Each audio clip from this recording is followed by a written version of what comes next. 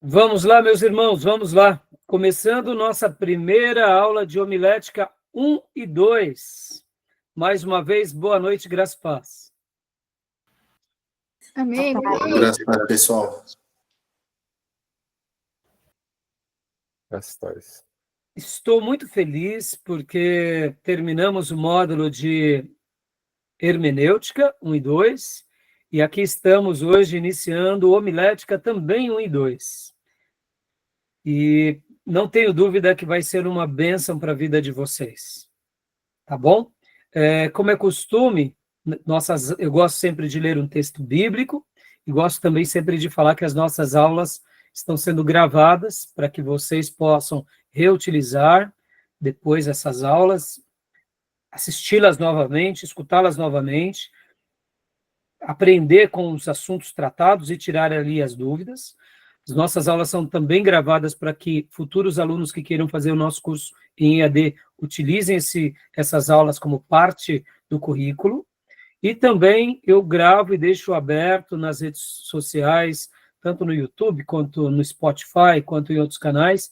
Eu deixo aberto essas aulas, porque eu não tenho dúvida que algum irmão que queira aprender melhor sobre os temas aqui tratados, sobre cada módulo, cada grade, e irmãos espalhados onde quer que eles estejam, de repente eles querem aprender a pregar melhor, como agora, nesse módulo que homilética nada mais é do que a arte de pregar.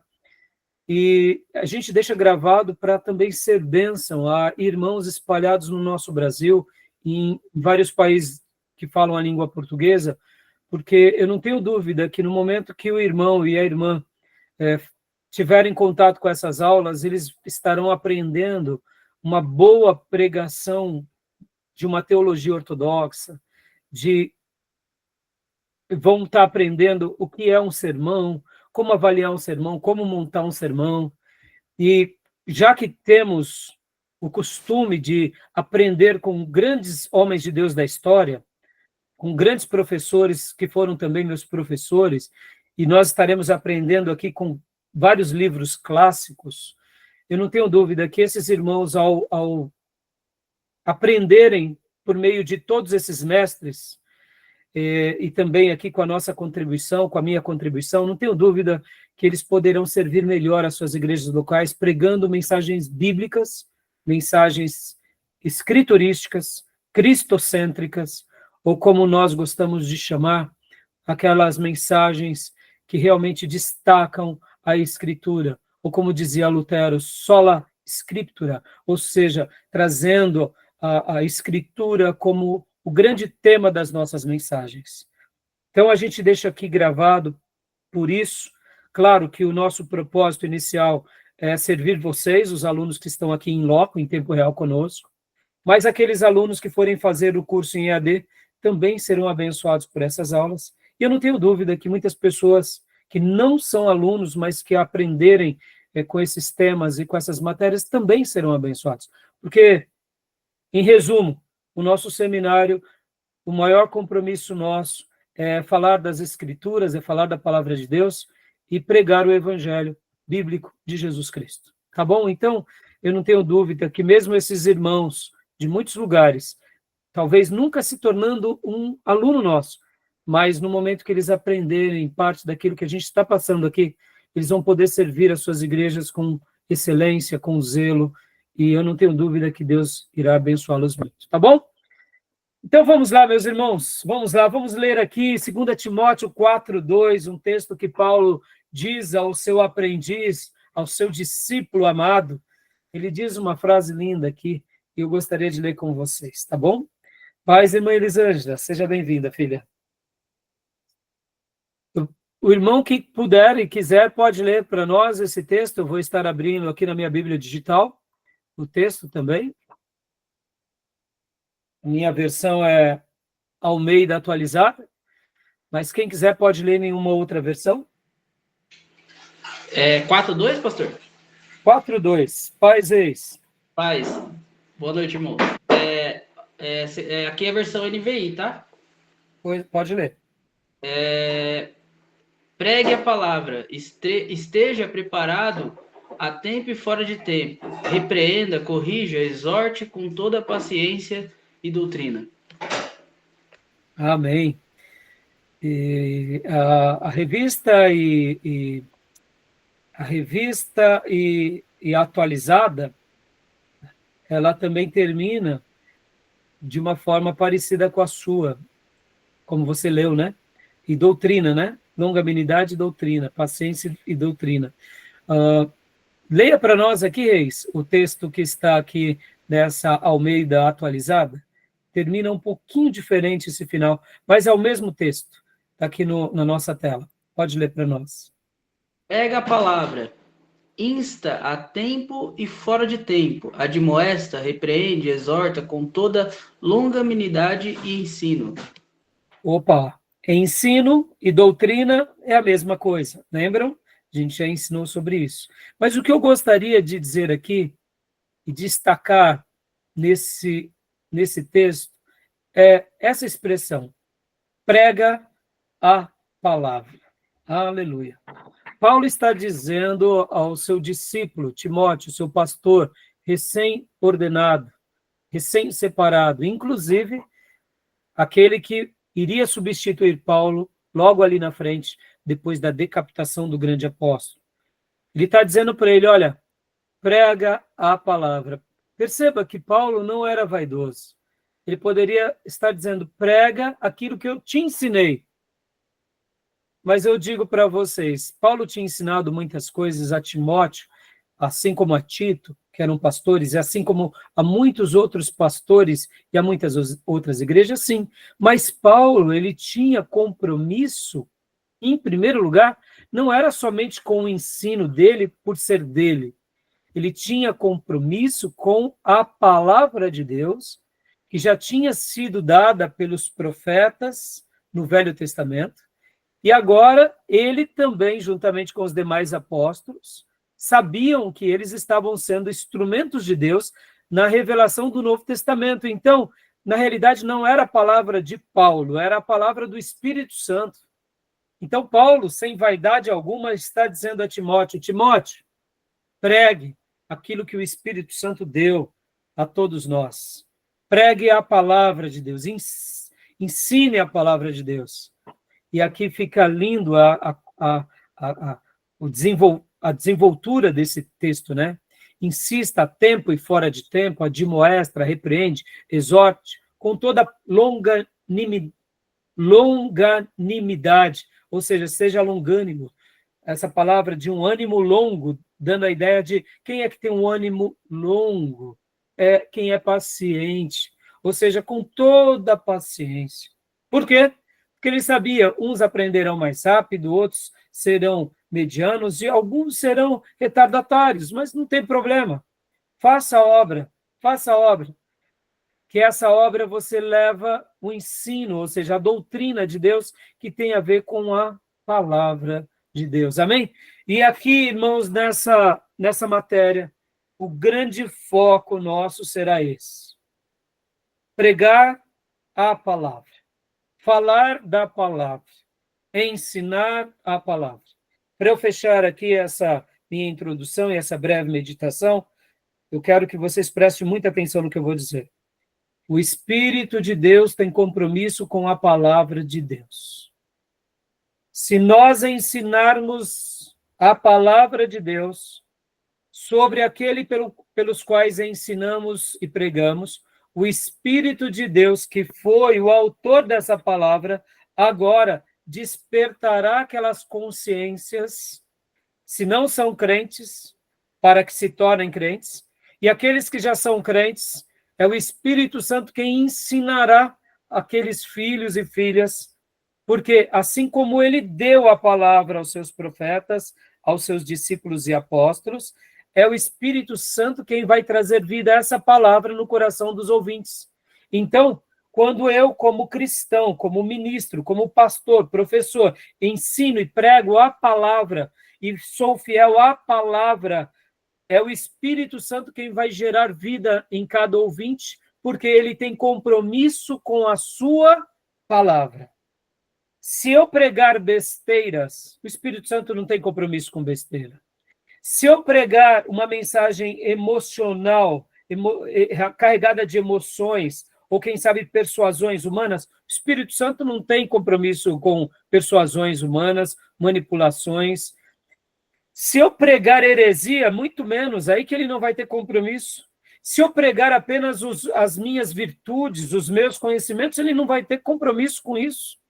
Mas no momento em que eu me coloco à disposição de Deus e sou um canal do Senhor e prego a palavra, quem trabalhará na vida de cada ouvinte, de cada alma, de cada servo, de cada pastor é o Espírito Santo. Logo, o pregador, ele não é a palavra, ele é só a boca de Deus. O pregador não é a mensagem.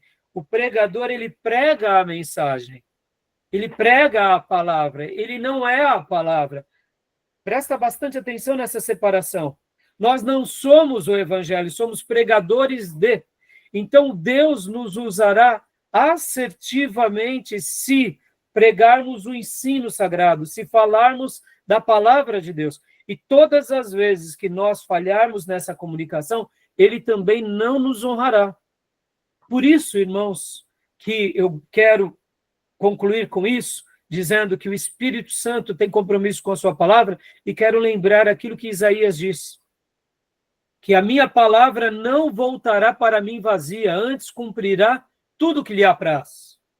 Muitas almas serão galardoadas, porque deram ouvida não ao pregador, mas ao Deus da palavra, ao Espírito Santo, que é o autor da palavra. Logo, a pregação do evangelho não voltará para Deus vazia, antes cumprirá tudo que lhe apraz, e a recompensa e a palavra de Deus, nesse caso, vai trazer como, vai voltar como bênção para aqueles que creram, como galardão para aqueles que se apropriaram. E para aqueles que rejeitaram, pastor, também, a palavra de Deus não voltará vazia. Vai vir como juízo, como sentença, não porque Deus queria assim, mas porque aquelas pessoas desprezaram a palavra da vida e escolheram o caminho da morte. De uma forma ou de outra, não volta vazia, mas jamais se esqueçam, Deus não tem compromisso com homens, não tem compromisso com instituições, Deus tem compromisso com a sua palavra. Tá bom, meus irmãos? Se aqueles homens estão firmados e são fiéis à palavra, então Deus abençoa. Se aquelas igrejas, denominações, estão firmadas na palavra, Deus continua abençoando. Mas no momento que homens, famílias, ministérios, dons, ou quem sabe grupos, ou até mesmo denominações, ou quem sabe escolas, negam a palavra, o Espírito Santo já não os honra mais. O Espírito Santo os despreza. Tá bom? Porque ele tem compromisso com a sua palavra. Tá joia? Tudo bem, meus irmãos? Então, alguma dúvida, alguma pergunta? Pode perguntar, minha irmã Miriam. Só para acrescentar que passará os céus e a terra, mas as minhas palavras não hão de passar. Muito obrigado, filha. É como o pastor Hernandes Dias Lopes disse, que a palavra de Deus não é antiga, nem velha, nem nova. Ela não é nem do passado, nem do futuro, ela é eterna. Em cima desse texto, né? Podem ver que a palavra de Deus veio da eternidade, veio de Deus para nós, e ela se manterá para sempre eterna. Então, quando nós nos firmamos no eterno, colhemos os frutos dessa eternidade, porque a palavra de Deus nada mais é do que a revelação daquilo que Deus é e do que Deus deseja e espera para cada um dos seus filhos. Amém? Obrigado, viu, Miriam? Tá bom, meus irmãos? Bom, meus irmãos, aqui deixa eu fazer uma pergunta para vocês, que eu também tinha feito essa mesma pergunta em turmas do passado. Se nós fôssemos escolher aqui, qual matéria é mais importante? Hermenêutica, que é a arte de interpretar, hermenêutica bíblica, que é a arte de interpretar a Bíblia, ou homilética, que é a arte de pregar a Bíblia? Qual dessas duas matérias é mais importante? O que vocês acham? Hermenêutica. Não adianta a pessoa pegar, mas pode ver. Hermenêutica, né? Também Hermenêutica acho que é hermenêutica. Hermenêutica é porque Deus faz até se quiser milagre, até um animal fala, né? Se precisar de um pregador, até um burro prega, né, Júlia? Até um burro prega. Agora, boa. interpretar é o que importa, né? Não. Joia, isso, comunicação parabéns, é meus importante irmãos, também. parabéns. Vocês entendem por que nós demos a primeira matéria, de fato, hermenêutica? Porque eu posso até ter uma comunicação não tão boa. Eu não posso falar meio panhento, sabe? Falar meio nadão. Eu posso ter uma comunicação errada, ou como alguns falam, assim, comparado com uma batata na boca, não fala direito, ou se não falar com uma voz muito gutural, assim, com uma voz meio estranha. Você entende, irmãos? Eu posso ter uma voz, até, quem sabe, um timbre meio diferente de taquara rachada, uma voz fininha. Eu posso ter uma voz até esquisita, uma comunicação esquisita, mas indiferente de como eu falo, se eu tiver conteúdo bíblico, Deus vai honrar esse ministério. Amém? Agora, eu posso falar como Apolo, o grande orador bíblico, ou eu posso falar como os grandes pregadores na história, como Spurgeon, ou como, quem sabe, Cícero, o grande orador, mas se eu falar besteira, o que vai adiantar? Então, percebam que a arte de pregar, ela é muito legal, ela é muito abençoada, ela é muito importante, mas ela está em segundo passo. Por quê? Porque mais importante do que ter uma oratória brilhante, uma apresentação no palco ou no púlpito realmente regado de sentidos e de emoções, porque, irmãos, um pregador realmente muito bom, ele consegue passar ideias, ele consegue trazer as pessoas para a mensagem, ele consegue fazer com que o púlpito atinja cada coração, mas se eu não for fiel no conteúdo, eu posso estar fazendo um desserviço à obra do reino de Deus. Então, percebam que a pregação ela só é útil, a arte de pregar, se a minha hermenêutica ela é fiel. Se o meu conteúdo é fiel. Se o meu conteúdo é fiel, eu posso até não ter uma oratória tão linda. Agora, no momento em que eu tenho uma interpretação muito boa e eu tenho uma oratória muito boa, irmãos, aí é o ideal, é a grande combinação do que Deus vai fazer entre nós, que é Deus estará usando os seus servos e as suas servas. Tá bom? Então, meus irmãos, não tenho dúvida que vai ser uma delícia essa matéria, vocês vão aprender bastante. Pode fazer, Júnior. Aquela alegação de Moisés, quando Deus chamou, que disse que tinha problema na fala, na comunicação. Alguns falam que ele era gago. Será que procede isso? Porque diz que mandou Arão para falar, Faraó, porque ele tinha esse problema. Então, possivelmente, Júnior, tem a ver, sim, essa leitura, é uma leitura bem plausível, porque Moisés ele era o erudito, mas ele não tinha, talvez, aquela questão... Vamos pegar hoje aqui, Júnior, vocês já viram, por exemplo, um professor que ele conhece demais, mas ele não sabe ter didática? É um gênio, mas na hora de ensinar ele fala ali atropelando, ele não tem paciência com os ouvintes, ou senão ele tem algum problema de dicção mesmo, gagueja, e por gaguejar os ouvintes acabam se dispersando, porque tem hora que você sabe que as pessoas, irmãos, elas enquanto têm interesse, elas até ouvem, mas se elas se sentem meio confortáveis e um professor gagueja, o que se destaca são os erros do professor, não é a aula em si, né? Então, Moisés possivelmente tinha, sim, alguma dificuldade. Quais eram? A gente entende que o texto ali já dá as diretrizes. E Arão, como ele já era um sacerdote, ele já tinha experiência entre o pastorado de Israel, então ele falava muito bem. Então, Deus ali, de fato, faz algo com Moisés, dizendo, tá bom, eu irei permitir, mas você vai ser o representante de Deus e ele vai ser a boca que vai falar ao povo. É claro que nessa interação, em alguns momentos, quando, por exemplo, Moisés desce do Sinai, é ele que fala ao povo, até porque Arão está ali fazendo o bezerro de ouro, né? Então, Moisés também falava, mas quando não havia necessidade dele falar, ele deixava com que Arão falasse. Por causa disso, ele era o orador.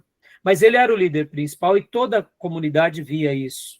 Né? Então, procede, viu, Júnior? Procede, tá bom? Mais alguma pergunta? Não. Voltando, irmãos, essa matéria ela tem um viés um pouco diferente da hermenêutica. A hermenêutica ela é ciência, porque você estuda, mas ela é arte porque você cria a partir de tudo aquilo que está ali sendo apresentado. Só que aqui também, nessa matéria, ela é um mix também de ciência e de arte, só que a arte ela aflora mais do que a ciência. Olha que legal. Por que ela aflora mais do que a ciência? É bem legal isso, irmãos. Porque a homilética ela é mais lúdica. A homilética é mais ou menos como o esporte. No esporte você não aprende e você vai para a prática. A homilética ela é dessa forma. Já a hermenêutica, você vai para a prática, mas percebam que a hermenêutica ela só se torna na prática quando você vai para uma sala de aula e ensina. Ou você vai e escreve um texto, ou um livro, ou um artigo e publica, ou divulga. Aí ela vira aquela arte completa. É ciência e arte misturada. A homilética, ela tem esse viés mais prático, no sentido do quê? Você vai ter a apresentação dela. Ou seja, você estuda, você se prepara, você ora, jejua, escreve o seu sermão e vai ali e coloca diante de todos. Então, na questão de ciência, nós estaremos aprendendo bastante aqui o que é a ciência da arte de pregar, mas também nós estaremos aprendendo a arte de pregar, porque dentro da arte de pregar a gente vai ter vários critérios muito interessantes. E aonde ela se torna mais lúdica? Aqui nessa arte, na maneira em que se comunicamos, na maneira em que nos encontramos, na maneira em que aprendemos o nosso estilo pessoal. Então, é uma matéria muito boa, mas ela requer também muito cuidado. Por quê?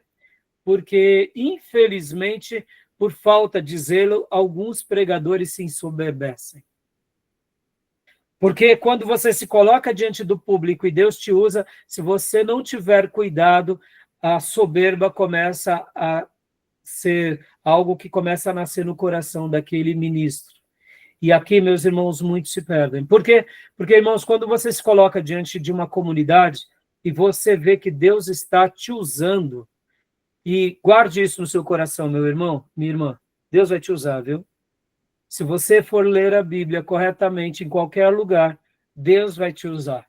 E não tem coisa mais significativa na nossa vida do que nos sentirmos sendo usados por Deus. Assim, quando pregamos o evangelismo, quando pregamos num evangelismo pessoal, sentimos Deus nos usar. Assim, quando oramos por uma pessoa, sentimos Deus nos usar. Assim, quando levamos o conforto a alguém que sofre, ou vamos fazer uma visita no hospital ou num lar, sentimos Deus nos usar. É assim que nós nos sentimos ao dar uma escola bíblica, e principalmente a pregação diante da congregação de Deus, ou da Assembleia dos Santos, ou da Igreja do Deus Vivo. Vocês se sentirão serem usados por Deus. Mas e aí, pastor? E aí eu digo, se alegre por ser usado, mas jamais se ensoberbeça. Porque muitos acabam caindo nesse engodo das trevas. Porque é gostoso se sentir usado por Deus. Mas lembrem-se, irmãos, nós não somos o Evangelho. Pregamos o Evangelho. Nós não somos a palavra, somos pregadores da palavra. E no momento em que a gente sai da humildade e vai para a soberba, a gente já está regredindo. Então, que Deus nos livre dessa queda. Tá bom, meus irmãos?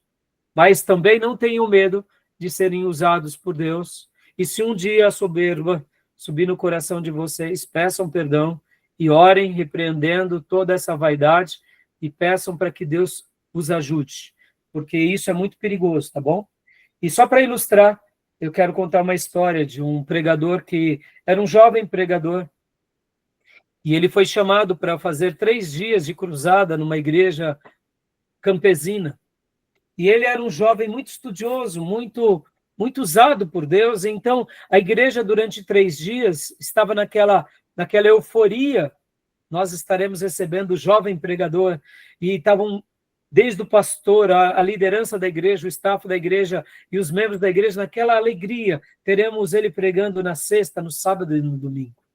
E aquele jovem pregador, vendo aquela receptividade da igreja, ficou tão feliz, e subiu o primeiro dia, né? A igreja tinha algumas escadas e tinha um púlpito, e depois tinha outras escadas, então ele subia, pregava e depois descia. E no primeiro dia ele foi, subiu feliz, pregou a mensagem, e aí desceu as escadas. Aí veio o segundo dia, aí no segundo dia ele já não estava tão vigoroso, ele já estava um pouco mais quebrantado, porque o primeiro dia que ele tinha pregado não tinha sido tão bom. E aí ele subiu já meio cabisbaixo, pastor, a igreja ali naquela alegria, receberam, né, o jovem pregador, e ele já não estava mais tão vigoroso, tão enérgico, tão animado, tão inspirado, ele já estava um pouco mais cabisbaixo, pegou a Bíblia e subiu para o púlpito, subiu as escadas, pregou, aí desceu mais cabisbaixo. Aí veio o terceiro e grande último dia. Aí, meus irmãos, esse pregador tinha feito a avaliação. O primeiro dia ele pregou, não foi muito bem. Ele mesmo fez autocrítica. O segundo dia ele subiu já mais arrasado, e quando ele terminou a mensagem, ele estava péssimo. E aí o pastor então fez ali a apresentação do último grande dia, era domingo, falou: está conosco o jovem pregador, venha, jovem. E no primeiro dia ele estava todo vigoroso, ele subiu as escadas, né, ereto. Já no segundo dia, mais cabisbaixo. Agora no terceiro dia, meus irmãos, ele estava assim, cabisbaixo. Subiu cada degrau como se estivesse escalando uma montanha, sabe? Pregou e desceu arrasado. No final do culto, ele disse para o pastor daquela igreja, um ancião, ele falou: pastor, eu não sei o que aconteceu comigo. Não sei, pastor. Eu cheguei aqui numa euforia, alegre, preguei, vi que não foi bem, no segundo dia foi pior, no terceiro dia foi o terror. E aquele jovem pastor, então, disse tudo isso para o pastor, e aquele ancião, bem experiente, disse assim: meu querido pastor, jovem pregador, eu não sei o que pode ter acontecido com meu irmão, mas eu não tenho dúvida que se você tivesse entrado aqui no primeiro dia como você saiu, ou seja, ter subido as escadas, cabisbaixo, com toda a humildade, você sairia aqui no último dia como você entrou, porque o Senhor te honraria. Pense sobre isso. O que aquele jovem ancião estava ensinando aquele jovem pastor? Menos, filho, a obra de Deus depende de Deus e não da gente. Se revista de humildade, de quebrantamento, e se Deus te usar, glória a Deus, deixa Deus ser glorificado. Ele estava como um jovem pregador confiante de que ele ia atingir o alvo. Não que seja errado isso, mas sem que ele percebesse um pouco da soberba, um pouco, eu diria ali, das razões humanas tomaram conta dele. E aquele jovem pregador aprendeu que essa é uma área em que nós vamos ter várias experiências. E aquele ancião, ele disse essas palavras àquele jovem pastor, querendo dizer a ele: olha, filho, seja humilde, deixa Deus te usar. E quanto mais ele usar, continue sendo humilde, porque nós só somos canais de Deus na terra. Essa história, essa ilustração que eu falo para vocês, é uma experiência que todos nós passaremos, meus irmãos. É óbvio que eu quero acreditar que na maioria das vezes nós teremos êxito, na grande maioria das vezes. Mas se a gente não tomar cuidado, a gente começa a ir para o caminho errado. Porque a gente começa a dar o tom da nossa própria vida e ministério, e não mais a palavra de Deus, e não mais o Espírito Santo.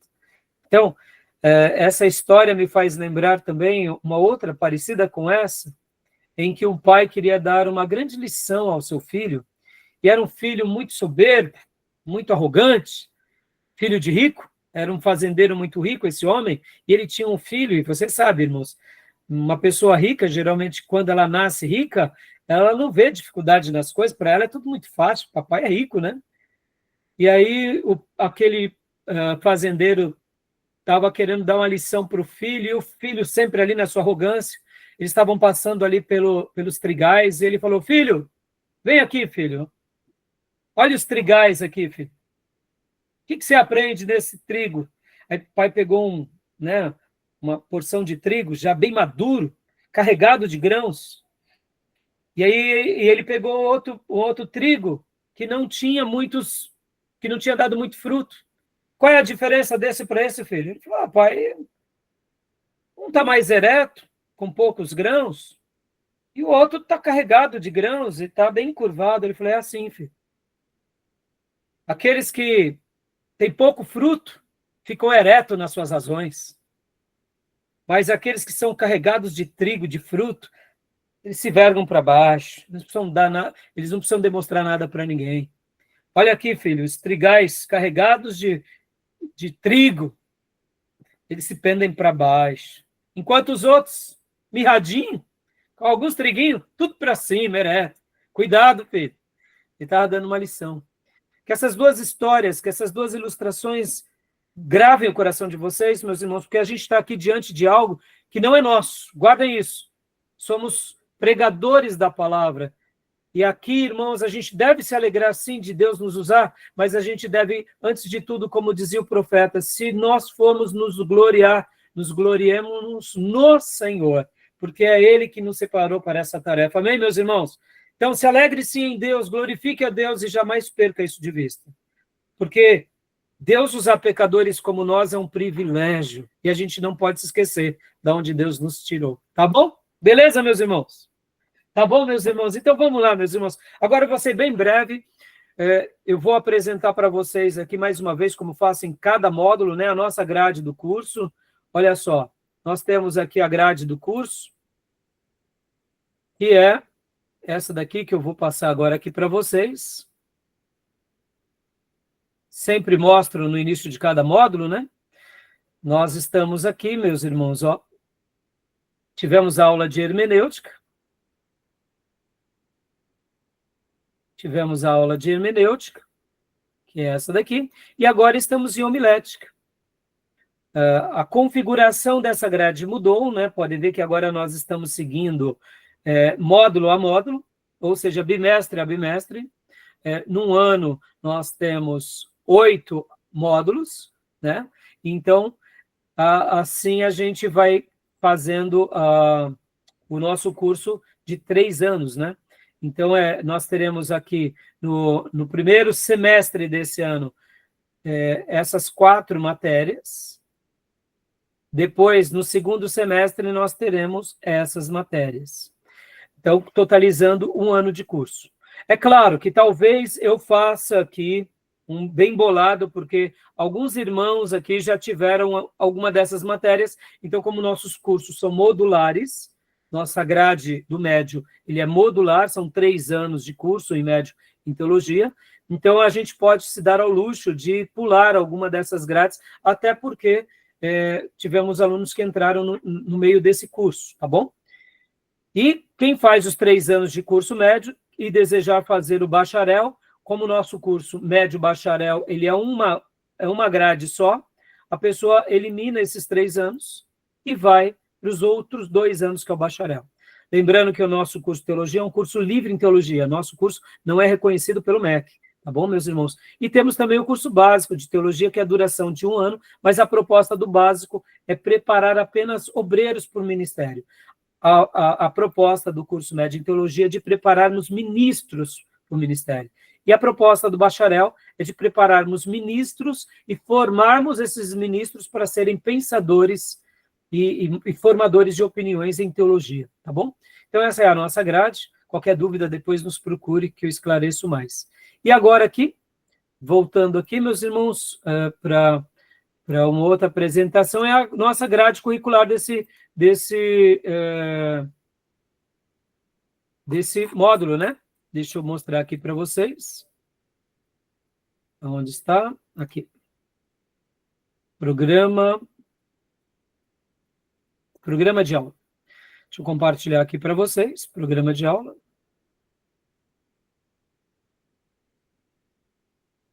Deixa eu aumentar a letra.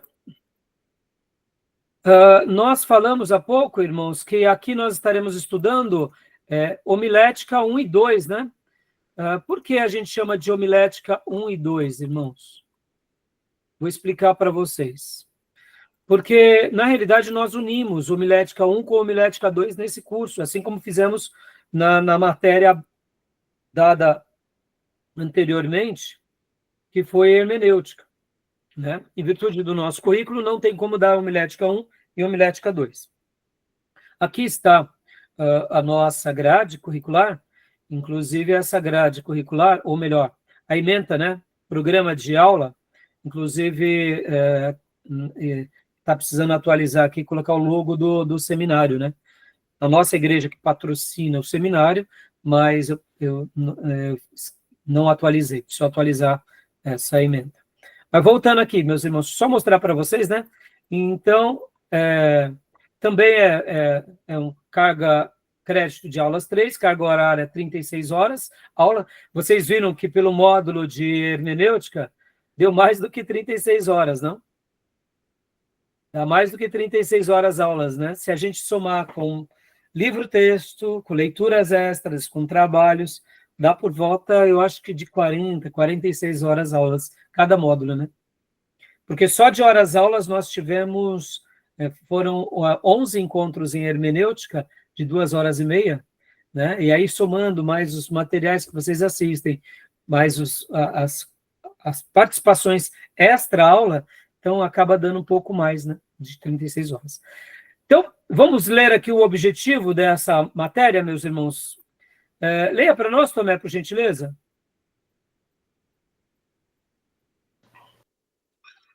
Objetivos: levar o aluno a ter um conhecimento genuíno das estruturas existentes, ensinar a reconhecer e a fazer qualquer destas estruturas, ensinar a adaptar-se a qualquer solicitação especial, ter um conhecimento sobre a teologia da homilética. Quando a gente fala aqui, irmãos, obrigado, viu, Tomé, por enquanto. Quando a gente fala aqui estruturas existentes, irmãos, é porque em cada período da igreja sempre existiu um estilo de pregação. Era com muita frequência que no passado se usava o termo homilia. Nós estaremos aprendendo aqui o que é uma homilia. Hoje nós chamamos a pregação de sermão. Mas poderíamos dizer também que o sermão é uma aula. Muitos pastores, nas suas mensagens, dão aulas, literalmente são aulas. Então, o termo em si não é tão relevante, né? O importante é que se pregue o quê? A palavra. Ou por meio de uma pregação, por meio de um estudo. E aqui, quando a gente fala das estruturas existentes, é porque, ao estudarmos a arte de pregar, vocês vão ver que existem alguns modelos que são os mais usados. Então, nós estaremos passando esses modelos mais usados e vamos ensinar vocês a reconhecer e a fazer uso desses instrumentos. Por quê? Porque quando a gente tem noção de quais são esses instrumentos, a gente pode estar servindo melhor a nossa igreja local, tá bom? E dessa forma, a gente acaba tendo um conhecimento sobre a teologia da homilética. Olha só que interessante, em homilética 1, nós vamos trabalhar muito a teologia da homilética. Em homilética 2, nós vamos trabalhar muito na estrutura de um sermão. Mais do que falar sobre a estrutura, é saber da teologia. Mais do que a estrutura ou organograma de um sermão, pensem assim, irmãos, olha só que interessante. Todo sermão vocês aprenderão. Ele tem um começo, ele tem um meio e ele tem um fim. Lembra muito um ser humano, tá bom? Considere aqui o meu desenho, que eu estou desenhando com o mouse, sabe como fica uma coisa meio esquisita, tá bom? Então, toda estrutura tem um começo, meio e fim. Então, mais do que a estrutura, é você saber o seguinte: eu estarei sendo fiel ao que é as escrituras, isso que importa. Por isso que eu chamo de teologia da homilética, entendeu? Então, a gente vai estar trabalhando mais na teologia, pela teologia, do que, no primeiro momento, do que na estrutura. Depois a gente vai entrar para a estrutura. Porque, como eu já disse, irmão, estrutura é estrutura. Do que vale você ter uma casa sobre a areia? Então, em homilética 1, nós estaremos falando o seguinte, vamos falar sobre a teologia, vamos falar sobre essa rocha, que a gente vai basear o nosso sermão. Em homilética 2, aí sim, vamos falar um pouco então, já que a gente tem essa rocha, vamos fazer uma casa bem bonita sobre essa rocha? Vamos fazer um barraco, não? Porque já que a gente está sobre uma rocha, para que a gente vai construir um barraco na rocha? Não é verdade, irmãos? Vamos fazer então uma casa linda, do tamanho que Deus nos permite fazer, tá bom? Resumo do programa, leia para nós, Tomé, por gentileza. Ensinar o aluno a fazer bons sermões, estudos, onde a técnica e a espiritualidade sejam aplicadas corretamente.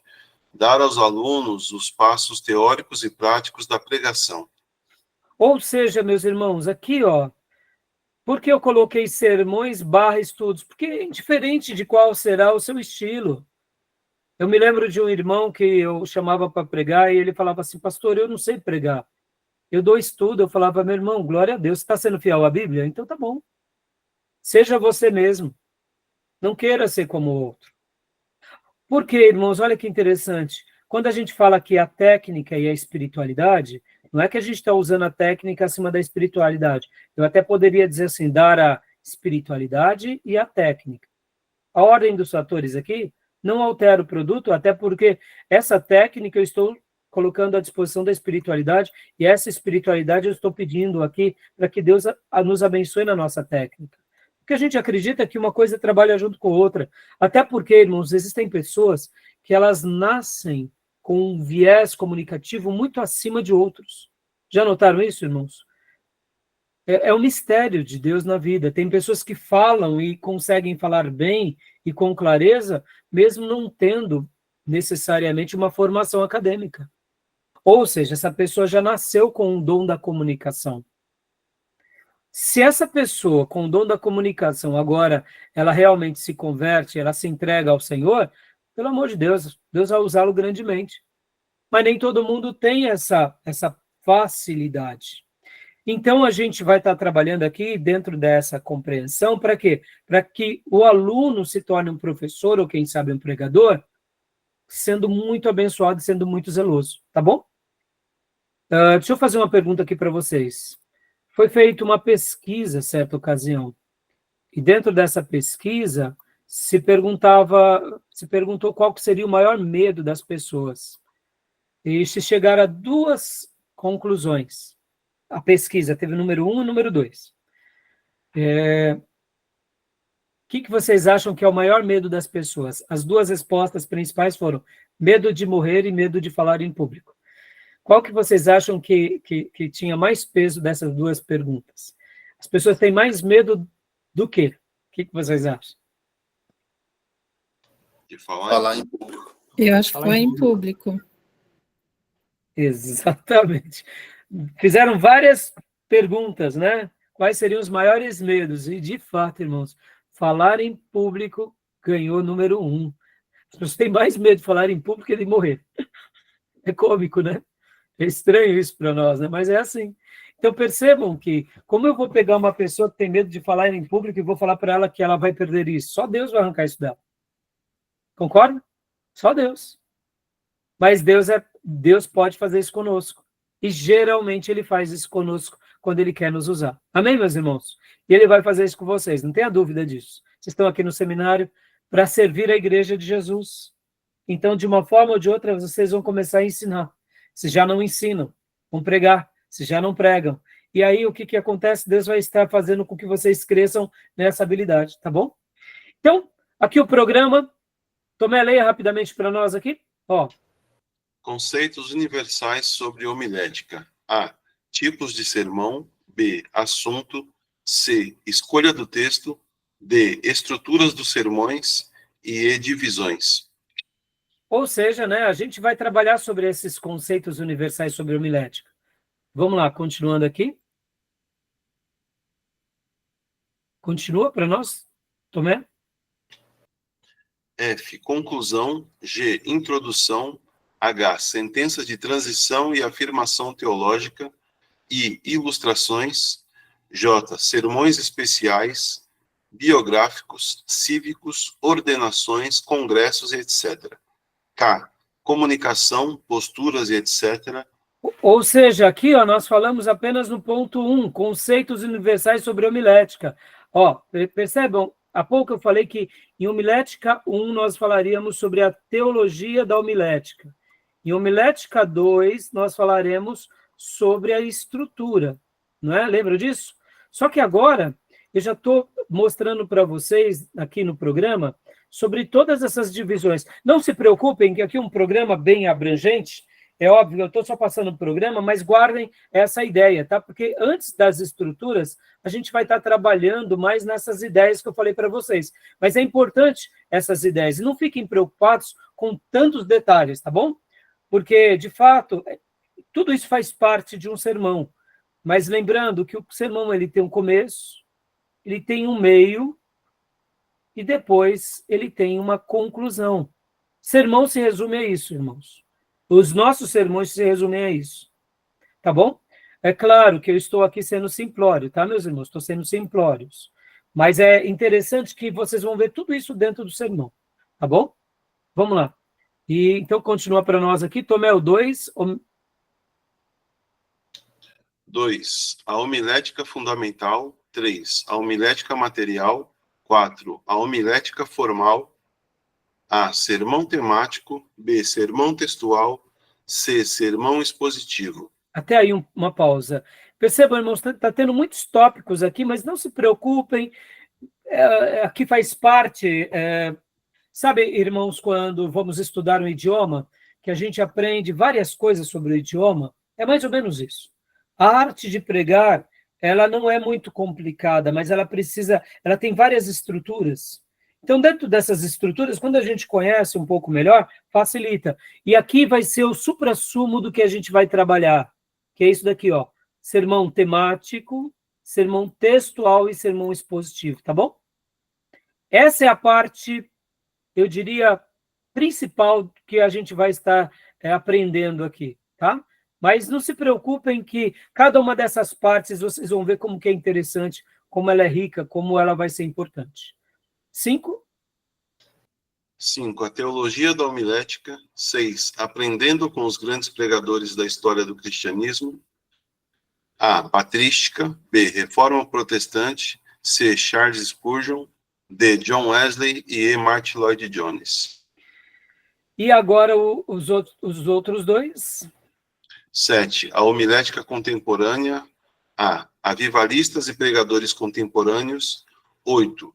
A mídia e a tecnologia na homilética. A. Novos formatos. B. Ferramentas úteis à homilética. C. Perigos. Joia. Então, irmãos, é óbvio que aqui os temas propostos são em cima dos materiais que nós vamos estudar, tá bom?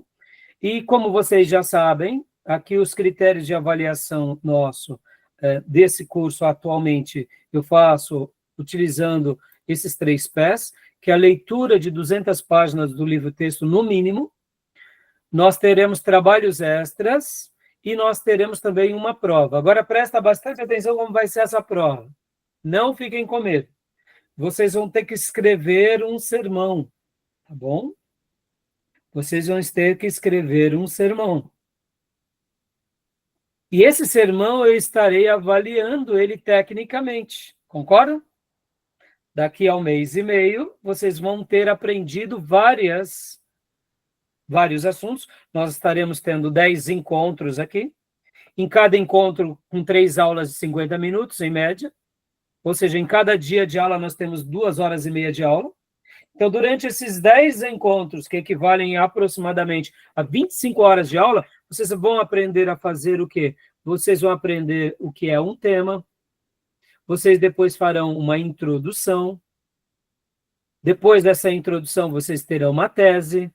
Depois de uma tese, vocês terão perguntas de retórica ou perguntas que levam ali o público a se prepararem. Depois disso, vocês vão para as divisões de um sermão.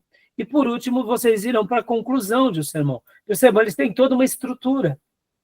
Então, em outras palavras, durante esse período, a gente vai passar tudo isso para vocês. E o que acontece? Então, quando vocês chegarem daqui a 1 mês e meio, vocês, que é o nosso bimestre, né, que são 10 encontros, vocês terão já noção disso. Só que vocês também estarão no dia da prova, a gente vai marcar um dia, e esse sermão você estará passando ele entre 10 a 15 minutos aqui na classe, tá bom? Isso tudo fica gravado, e então a sua nota é uma nota técnica, pela estrutura, e a apresentação. Mas lembra que eu disse que a apresentação ela não é tão relevante? Porque muitas vezes você pode ficar tenso, talvez não se comunicar tão bem. Isso tudo fará parte da prova de vocês. Não fiquem com medo. As pessoas que mais se deram bem foram aquelas que mais tinham medo, tá bom? E assim, é uma coisa que a gente faz sem levar ao constrangimento, mas é para que vocês tenham uma experiência real dessa matéria. Então, percebam que a prova de homilética, ela vai ser um mix entre a técnica da escrita, da elaboração do vosso sermão, e vocês vão chegar, como a nossa classe hoje, graças a Deus, tem uma quantidade boa de alunos, então, possivelmente, eu faça um dia e separe todos vocês como prova. Então, todo mundo vai ser um dia de prova em que todos vão participar, e a gente vai gravar isso daqui, vamos nos enriquecer, e vai ser uma delícia. Talvez, se preciso for, a gente faça 11 encontros por causa da prova, tá bom? A prova vai ser um dia a mais. Talvez não no dia corrente de aula, a gente marca um outro dia, tá bom? Então, assim, é muito legal. Eu, desde que dou essa matéria já há muitos anos, é uma delícia. O dia da prova é o grande dia dessa matéria, do fechamento. Quem nunca pregou, é óbvio que eu vou ser muito complacente, vou entender, até porque é normal que tem irmãos que fiquem tensos, então eu vou considerar tudo isso, tá bom? Tá bom, meus irmãos? Sim. Hoje eu quero que vocês escrevam. Hoje vocês terão um trabalho, que é um trabalho... bom, então, alguma dúvida até aí? Né? Deixa eu só concluir aqui. Esse trabalho em grupo não vai precisar, tá, meus irmãos? E como eu disse, são esses 3 critérios novos que eu apresentei para vocês. Prova, trabalhos extras e... prova, trabalhos extras e a leitura do livro-texto, que é a minha nota, que a nota mínima é 7 para passar de ano, tá bom? Joia? Eu vou corrigir essa parte aqui. Só a última coisa, Júnior, antes de você perguntar, o material, né? O material que vocês vão estar utilizando aqui. A bibliografia básica serão esses 2 livros aqui, que nós estaremos utilizando, tá, irmãos? Esses 2 livros, qualquer um dos 2 que vocês comprarem está ótimo, mas como eu estive vendo, esses 2 livros não estão sendo mais impressos hoje, eu não achei, eu procurei na internet, não achei. Eu gosto demais desses 2 livros. Entre os 2, eu prefiro do Brodinus. Deixa eu até tirar aqui para vocês. Antes de mostrar os livros, temos aqui algumas bibliografias complementares, tá? São essas daqui, irmãos, Então, temos várias outras obras. Lições aos meus alunos de Charles Spurgeon, Pregação e Pregadores de Martin Lloyd-Jones, Prega a Palavra, do Karl Lacker, Pregação Expositiva, do Kohler, a preparação de sermões do Black Hold. Então, temos essa e outras obras que são obras muito importantes sobre pregação. Eu trouxe aqui, então deixa eu mostrar aqui para vocês. A minha maior indicação é esse livro aqui, tá bom? Esse livro, na minha opinião, vamos ver se a gente consegue comprá-lo e achá-lo, porque... atualmente, eu estive vendo aqui pela internet, eu achei ele a R$400, achei um absurdo. Então, não vale a pena a gente utilizar comprar um livro desse, pagar R$400, ele é muito bom, ele é um clássico, mas não é para tudo isso. Na época que eu comprei esse livro, eu não me recordo muito bem, mas eu comprei ali por volta de 2020, devo ter pago R$50. Toda a classe pagou R$50, R$60. No máximo R$70, na época, em dinheiro de hoje. E o segundo livro que eu gosto de usar é esse daqui também, que é o Preparo e a Pregação do Sermão, que é da Juep, também, do Jerry Kay. Vamos ver se a gente consegue um desses 2, tá bom? Se não conseguir, eu vou estar indicando uma nova obra para vocês, mas não passo de terça-feira que vem, na próxima aula. Porque vamos supor que realmente a gente não acha esses livros para comprar, a gente vai, então, por uma outra obra que seja mais acessível. Como eu disse para vocês, irmãos, Temos esse livro aqui, Pregação em Pregadores, que é do Martin Lloyd-Jones. É um livro maravilhoso, é um dos livros mais importantes sobre pregação. Inclusive, quem tem aqui a Amazon Prime, ele está disponível para quem tem Amazon Prime como livro digital grátis, tá? Você pode pegar. Eu tenho o meu Kindle, então eu já baixei ele no meu Kindle, né? Só para vocês terem uma ideia, deixa eu ver se eu abro aqui. Olha só, deixa eu mostrar para vocês. Ele está aqui. Deixa eu ver onde ele está. Pregação de Pregadores está aqui, ó. Olha só, deixa eu mostrar para vocês. Então, Júnior, pode perguntar, Júnior, o que você ia perguntando?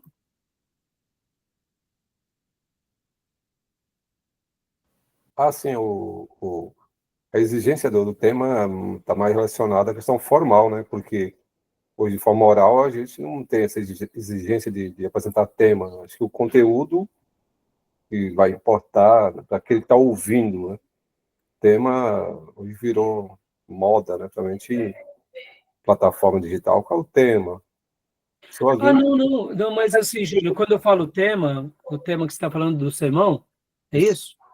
Sim, é porque assim, Júnior, ó, deixa eu só mostrar aqui, ó, tá vendo, ó, Amazon Prime, tá vendo? Ele tá como Prime, tá disponível digitalmente grátis, tá, irmãos? Então, é um livro maravilhoso, ó, é um livro maravilhoso, eu tenho ele físico e já baixei ele aqui em digital, tá bom?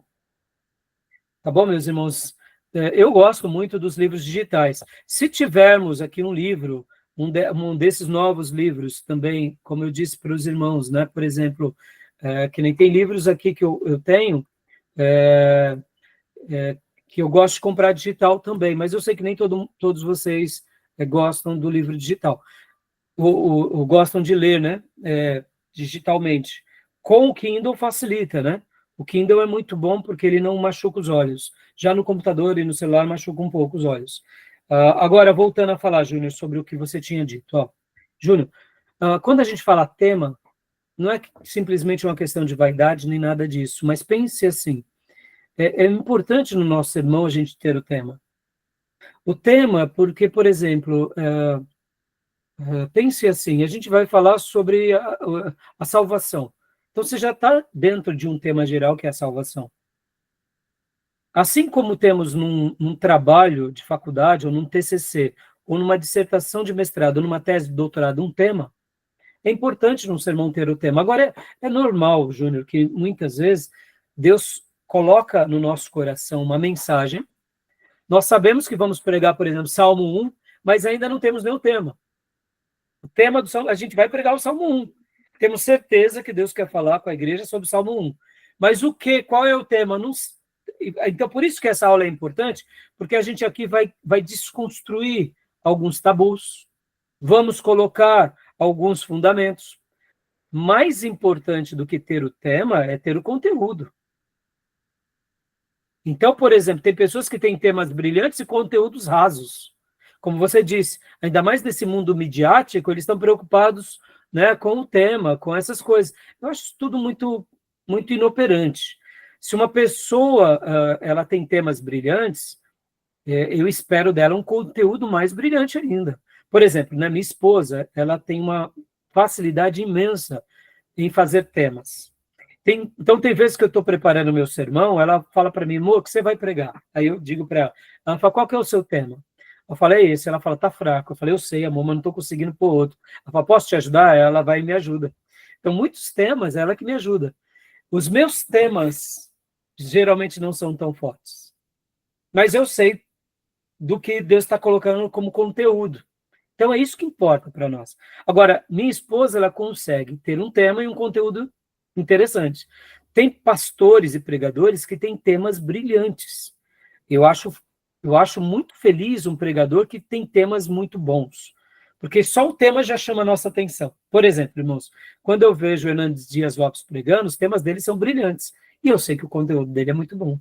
Agora, olha que paradoxo. Quando a gente vai acompanhar o príncipe dos pregadores, eu achava os temas, e eu acho ainda hoje, os temas de Charles Spurgeon muito fracos. Ele tem temas muito fracos. Ou seja, o título dele é muito fraco. Mas o conteúdo do Príncipe dos Pregadores é fantástico. Fantástico. Porque cada um tem uma característica, né? Tá bom? Tudo bem, Júlio? Tá joia? Assim, eu até entendo que monografia, trabalho técnico é obrigatório, né? Mas na questão oral, não vejo tanta importância. Mas no curso você vai ver, no curso, Júnior, pensando na didática, pensando na assimilação do ouvinte, pensando de transmitir o conhecimento, a gente nota que, puxa, é bom quando se tem. Quando se tem, é bom. E se a pessoa tem um tema, um título muito bom, melhor ainda. Aí você vai ver no andar da carruagem, tá bom? Mas não se preocupe. Cada um vai ter, assim, uma leitura, uma aptidão. Isso não quer dizer que a pessoa esteja mais certa ou menos certa, sabe? Como eu disse e afirmo, o mais importante é o conteúdo, tá bom? É o conteúdo, né? Até porque se tem tema brilhante e não tem conteúdo, não disse. Porque não serve de algumas nada. vezes passa com mero rótulo, né? Né? Bom, Tomé, você queria fazer uma pergunta, Tomé? Pode fazer, porque a gente, logo depois da pergunta do Tomé, eu tenho mais uma fala aqui, e logo na sequência eu vou mostrar para vocês os trabalhos extras, tá? Não, só ia falar que eu achei a versão dele em inglês, pastor, de 1896. Então já não tem mais problema de direitos autorais. Só que só precisa traduzir. Eu vou tentar traduzir aqui, se eu conseguir, eu coloco aí. Maravilha, meu Eu irmão. baixei já um aqui, o primeiro. Já Isso, baixei. então. É assim, irmãos, eu sempre indico os nossos irmãos comprarem os livros originais para abençoarem os autores e as editoras, ou quem sabe aqueles que estão agora com os créditos dos direitos autorais. Algumas obras, elas acabam entrando dentro do que o Tomé falou. Então, a gente só precisa verificar, né, se alguém não comprou aqueles direitos autorais, etc. e tal. Eu não sei como isso funciona, essa é a área do direito, né? Então, o Júnior nos ajuda, esclareça sobre isso. E aqui, nós somente usamos algumas poucas páginas aqui em aula para facilitar a aula nossa enquanto a gente está em loco, tá bom, meus irmãos? Mas sempre eu vou priorizar que peguemos aqui e compremos. Podem ver que eu tenho aqui. Inclusive, irmãos, rapidamente, olha, eu não vou mostrar agora para vocês, mas olha a pilha que eu tenho de livros sobre pregação. Bom, aqui são algumas obras que eu tenho sobre pregação. Eu separei para vocês verem, ó. Tá bom? É isso daqui que eu tenho sobre pregação, tá? Não vai dar. Esse daqui é um livro de ilustração. E aqui a maioria desses livros, entre esses livros aqui estão alguns clássicos. E então, por quê, irmão? Eu sou pastor, eu tenho que pregar para vocês, eu tenho que pregar para a igreja, eu tenho que aprender. Aí, pastor, o senhor estudou sobre todos esses livros? A maioria deles eu estudei bastante, reestudei, alguns outros eu consulto, mas por que eu estou te dizendo? Muitas vezes é uma ideia de um livro que vai mudar o meu ministério. A ideia de um livro que vai me dar uma clareza brilhante. Por exemplo, irmãos, tem um livro aqui do Karl Lacher, que é o Prega a Palavra. Meus irmãos, esse livro é uma pérola tão boa, tão importante. Ele me trouxe uma ideia tão linda. Esse pastor, pregador Karl Lacher, ele foi professor em Perdizes, junto com Shed e grandes outros professores e pastores lá no seminário de Perdizes. Aqui ele dá algumas ideias tão brilhantes, irmãos, tão fantásticas, que é maravilhosa. Então, muitas vezes você está num livro que é o mesmo tema, trabalha sobre as mesmas coisas, mas ele traz uma ideia de uma forma tão legal que aquilo muda a tua vida. Aquilo te dá uma luz. Só para vocês terem uma ideia, ele, por exemplo, ele fala sobre você estudar o texto com muito zelo, até aquele texto fazer parte da sua vida. E ele dá algumas recomendações aqui práticas tão lindas, meus irmãos, que é maravilhoso esse livro. Então, assim, eu tenho muitos livros aqui, e como eu disse, até a próxima aula eu estarei passando para vocês o qual será o livro-texto, se vocês não acharem os dois. Mas, caso achem os dois, podem já começar a ler os dois, porque para mim são ótimos. Olha esse livro aqui também, né? Esse é outro do James Crane, é o Sermão Eficaz, muito bom. Aqui, irmãos, são livros maravilhosos. E um dos que eu mais gosto, meus irmãos, um dos que eu mais amo, é esse daqui, do Spurgeon, que é esse daqui, ó. Lições aos meus alunos, volume 1, 2 e 3. Meus irmãos, que material. É magnífico. Recomendo todos nós comprarmos. E aqui também o Ministério Ideal, que aqui já são instruções para o ministério. Maravilhoso, Charles Haddon Spurgeon. Todos os alunos precisam conhecer o pregador, o príncipe dos pregadores. Ele é simplesmente um gigante, um homem de oração, de piedade, de estudo, dependência de Deus.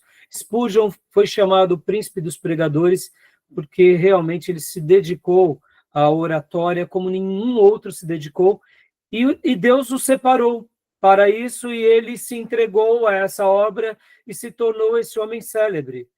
E juntamente com ele a sua esposa, porque ele pregava no domingo, na segunda-feira o sermão dele já estava todo escrito, porque ele escrevia e também a sua esposa complementava, e na segunda-feira já era impresso e já começava a ser divulgado em toda Londres e em toda a Europa e chegava até nos Estados Unidos. Olha que coisa linda. Dizem que a grande bênção de Spurgeon foi a esposa, porque ela replicava o sermão dele e esse sermão ia sendo chegado nos lugares mais variados. Por isso que a gente tem tanto material de Spurgeon. Mas Spurgeon era um pregador maravilhoso. Irmãos, quem nunca leu Spurgeon, leia. Você vai estar lendo Spurgeon e vai ser frequente você chorar lendo Spurgeon. É maravilhoso. E eu fico pensando, irmãos, se nós tivéssemos gravado Spurgeon, se nós tivéssemos ouvido Spurgeon. Deixa eu contar só isso para a gente fechar esse bloco. Isso daqui é maravilhoso. Spurgeon foi convidado a pregar certa ocasião numa igreja que não era dele. E o que ele fazia? Naqueles dias não tinha microfonia, não tinha microfone, não tinha amplificação, não tinha caixa de som. Se pregava no gogó, na garganta. O pregador, inclusive, um dos critérios dos dias de Spurgeon e de Wesley para você ser pastor, você precisava ter um pulmão forte. Porque você não poderia falar e a sua mensagem não abraçar as multidões. Para você ser pastor, você precisa ter voz para falar, pelo menos para algumas dezenas de pessoas. Então, uma pessoa que tinha problema pulmonar, ele não podia ser pastor. Ele podia ser um obreiro da igreja, mas não servia para ser pastor. Como ele ia ensinar? Não tinha microfonia, irmãos. Não tinha isso que a gente está falando, fazendo aqui, gravando. Não tinha nada disso. Então, Spurgeon, ele foi convidado a pregar numa certa igreja, e aí ele chegou para o pastor daquela igreja e disse assim: pastor, o senhor pode me permitir conhecer sua igreja? Qualquer dia? O pastor disse: sim, mas o que o senhor quer fazer? Não, eu só quero conhecer o espaço. E aí Spurgeon foi, então, para aquela igreja, entrou na igreja, subiu no púlpito e fez assim. Ele olhou para um lado e disse: este é o Cordeiro de Deus que tira o pecado do mundo. Aí falou para um lado da igreja. Aí foi para o outro lado. Este é o Cordeiro de Deus que tira o pecado do mundo. Aí foi para o outro lado. Este é o Cordeiro de Deus que tira, limpa o pecado do mundo. Falou, né, com vozeirão. O pastor disse: o que mais, pastor Spurgeon? Eu falei: não, só queria conhecer a acústica, como que vai ficar minha voz aqui. Olha só, irmãos. Pastor Spurgeon vai lá no domingo e prega. Passado algum tempo, ele volta a pregar nessa igreja de novo e vem um irmão e falou: irmão, pastor Spurgeon, eu me converti aqui no dia que você veio à igreja. Aí Spurgeon disse: ora, eu preguei naquele domingo e ninguém se converteu. Ele falou: não, mas não foi no domingo. O senhor não tinha ido na semana lá na igreja? Tinha. E o que o senhor disse? Ah, eu disse: este é o Cordeiro de Deus que tira o pecado do mundo. Pois é, naquele dia, eu estava trabalhando no telhado.